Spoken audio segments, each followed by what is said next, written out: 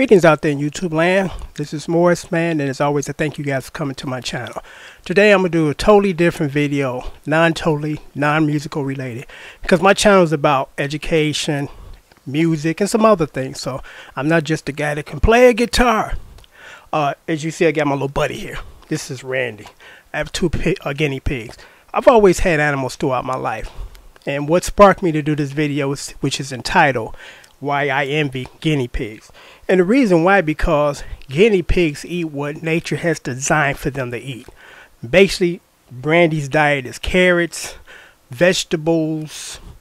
I give her some protein or these little pellets and hay, dry hay. And that's basically what she eats. And her life expectancy is 4 years, and most likely she's going to live about 4 years, a little longer. And when she dies, it's going to be because it's just time for her to pass away. It's not because she's riddled with cancer or diabetes. Because unfortunately, the stuff that we eat in this country is the stuff that kills us.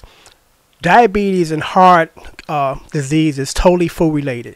The diabetes issue is because throughout the years we've had too much sugar in our system. The health or the heart condition or heart disease issue is we've been eating too many animals, and we got our arteries all clogged up with cholesterol. Because animals in the wild do not have heart attacks. They don't clench their chest and pass out and die. You know, but we do it every day because we've been conditioned, unfortunately, to eat garbage. And that's what we've been doing. And one might ask, well, what makes you such a nutrition expert? And I'm not. But what happened to me in 2006 is I almost passed away from too many antibiotics, which was I was misdiagnosed with a condition that I didn't have, and they gave me antibiotics, which changed my life.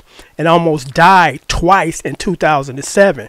And I did a lot of research to save my life. So upon my journey as far as, trying to determine how do I get this stuff out of my system, I come to find out about a lot of things that I kind of wish that I did know about. But, it's good to have knowledge and good to know things that are beneficial to you.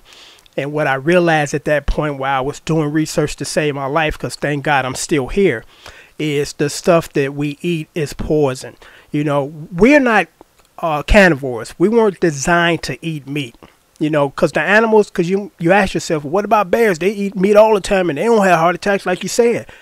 That's because nature has intended for them to eat other animals. That's why they have super sharp teeth. If you go look in the mirror, you notice you don't have sharp teeth, but yet we eat other animals. And that's because, and that's why we have so much disease in this country. Most of us are going to end up dying from 1 to 3 diseases: diabetes or complications from diabetes, heart attacks, cholesterol, arteries all clogged up, or cancer. One of those 3 most of us are going to die from. And it's sad because it doesn't have to be that way, but, unfortunately it is what it is. Now, I know the realization of this is this for me. I'm in my 50s now, and there's nothing that I can do to change the hands of time back and live till I'm 80 healthy. I have reduced my sugar and my fat intake, and that might give me a couple of extra more happy years to live. But, if you go on this at this stage in your life, I'm going to totally change everything and not eat no meat and run and all that, your body going to start to let you know that it's missing that stuff that you've been given it since you've been born. So you're going to have a really hard time trying to, totally change, the way that you've been eating and feel good. You're going to feel crappy, and that's the realization, because people tell you you're going to feel better. Now you're going to feel worse because your body's going to be rejecting the good stuff, and I don't know how long that lasts, because most of us don't get through it. We just end up giving up. But, here is the reason why I'm doing this video. We can't save ourselves, but we can save our children. You young people out there that hasn't had any kids yet, think about this. Put them on a good diet of healthy things, because this is interesting. Your body, I think Randy's out of her carrot.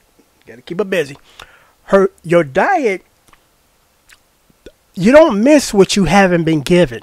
If you start a young child off with eating healthy and staying away from the meats or a lot of the meats and the sugar, the body doesn't miss it. So the body doesn't go into this funky mode where you just got to have it. Because I've never smoked in my life, but I've heard people that smoke said kicking the cigarette addiction is one of the most difficult things they've ever had to do. So I can totally understand, because your body has been used to the garbage and the poison and the toxins. And once you just abruptly stop, it's like, whoa, wait a minute. You know, the body go into like shock and say, oh, no, you're not. You know, so this video might not save you, but it might save your future offspring. You know, think about that. You know, they're not going to miss the chocolate and the candy and the sugar if you never gave it to them. You know, so think about that, because, again, unfortunately, like I said, I've been needing that stuff for like 40 years. And then I just got, you know, smart or wise 10 years ago, and to realize to slow down and try to stop. But again, this video is geared towards our next generation. If you put them on a healthy path, most likely they'll stay on it, because my mother and father frowned on cigarettes, smoking, drugs, and alcohol. And none of us did that. Well, at least most of us didn't. I didn't. You know, I've never smoked a cigarette in my life, other than when I did the short film. I was playing a serial killer. But other than that, I've never put a smoke in my lungs. I've never put liquor in my liver. Because I said all the time, when I see these guys at the grocery store 7 in the morning when it's opening up buying malt liquor, and I'm saying to myself, my liver loves me, because I treat my liver like I love it, you know. So I just thought I would post this video to say that, you know, try to take care of your babies, your animals, or they're going to take care of themselves, because they're not going to eat garbage. Because here's something interesting.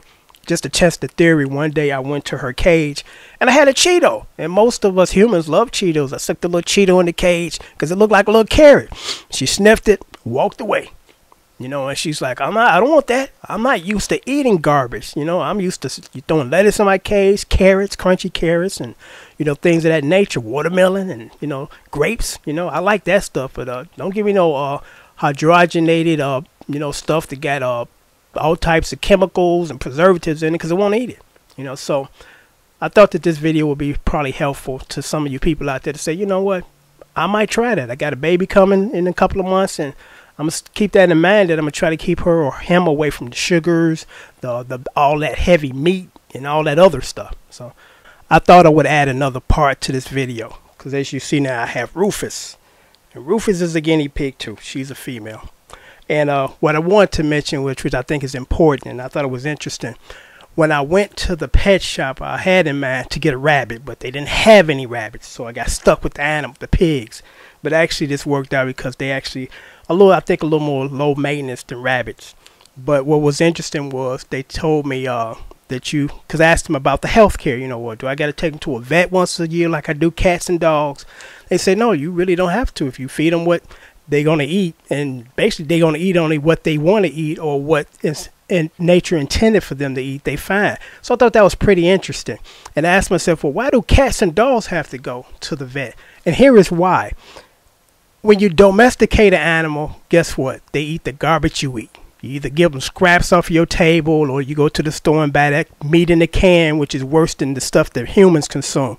So they are racked with all types of diseases too, because one of my childhood buddies, Michael, his mother had a dog. She was a beagle, and his mother loved that little dog. You can tell when she had left the house for, you know, for the day for work, and when you get there, if she hadn't gotten there before you or Mike and us, you see lipstick on the dog's head from where she kissed him in the morning goodbye, because she was that attached to him. And when the dog started to get sick, you know, the dog got heavy, real lethargic, and then the dog had this real large lump developing on her leg. So they took her to the vet, and the vet determined that she had cancer. And it's like, a dog with cancer? It's like, yeah, because the dogs and cats that we love and take care of, they eat what we give them, and they will eat it. You know, my cat used to love Cheetos. I stick a Cheetos in Rufus and Randy cage. They're not having it. They won't eat it. They sniff it and walk away. So I think that's one reason why they don't need any quote-unquote health care, because they're going to eat healthy. They're going to live out their time, and they're going to die naturally from natural causes, not cancer or diabetes or having a heart attack like, you know, humans and our domesticated animals. So again, I thought I would add this little segment into the video, because I think it's important, and it says it all. That again, I don't have to worry about taking Rufus to the veterinary. You know, she's not going to develop cancer or have any other digestive issues. You know, if she just keep eating what she's been eating, she's going to live long and just pass away from natural causes. So I just thought I would add that.